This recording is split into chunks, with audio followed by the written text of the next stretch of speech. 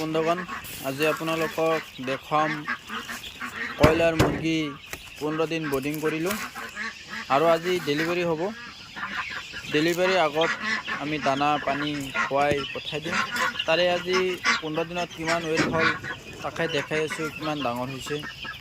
সেইটো হৈছে আমি 15 দিন আগত আমি 500 কয়লাৰ মুৰ্গী পোৱালি আনিছিলোঁ বৰ্ডিং কৰিবলৈ। এইটো মেঘালয়ত অৰ্ডাৰ হৈছে। আমি অৰ্ডাৰ অনুসৰি আমি বৰ্ডিং কৰি মুৰ্গী পোৱালি পঠাই দিওঁ। এতিয়া আমাৰ 15 দিন বয়স আজি কমপ্লিট হৈ গ'ল।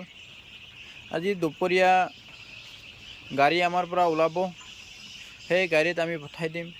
এই পোৱালিকেইটা এতিয়া দানা দিছোঁ, চাই আছে 15 দিন বৰ্ডিং হৈ গৈছে, কেনেকুৱা ষ্ট্ৰং হৈ গৈছে চাব পাৰিব। এইটো হৈছে আমাৰ 15 দিনীয়া বৰ্ডিং পোৱালি। ইয়াত 500 পোৱালি আমি বৰ্ডিঙত ৰাখিছিলোঁ। মডেলিটি ক'বলৈ হ'লে 0 বুলি ক'ব পাৰোঁ। মাত্ৰ 500 পিছ পোৱালিৰ মাজত 5 পিছ পোৱালি মডেলিটি হৈছিল, বাকী গোটেই পোৱালি ইয়াতে আছে। আজি পোৱালিখিনি বৰ্ডিং কৰা কমপ্লিট হৈ গৈছে। অলপ পিছতে আমি পেকিং কৰা আৰম্ভ কৰিম, যিহেতু আমাৰ ইয়াৰ পৰা 12টা বজাত 11টাৰ পৰা 12টাৰ ভিতৰত গাড়ী ওলাই যায়।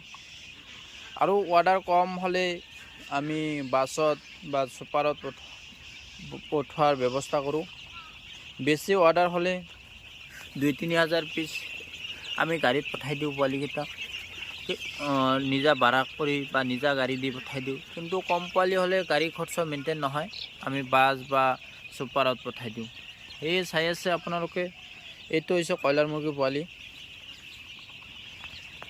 চাওক, কয়লাৰ মুৰ্গী পোৱালি বৰ্ডিং কৰিছিলোঁ।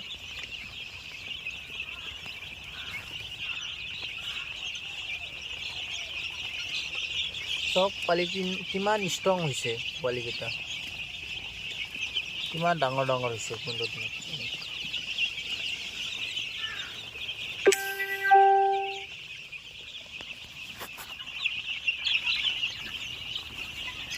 আমাৰ লগত থাকিব, আমি কেনেকৈ বৰ্ডিং কৰিব লাগে, কেনেকৈ পোৱালি পঠাব লাগে, গোটেই আপোনালোকক দেখাই থাকিম।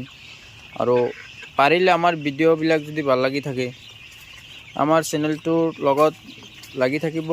মেডিচিনৰ পৰা আৰম্ভ কৰি গোটেই আপোনালোকক দেখা পৰামৰ্শ দি আপুনি আৰু আমি দুয়ো যাতে একেলগে আগুৱাই যাব পাৰোঁ, তাৰে আশা ৰাখি মই এই ভিডিঅ'টো ইমানলৈকে সমাপ্ত কৰিলোঁ।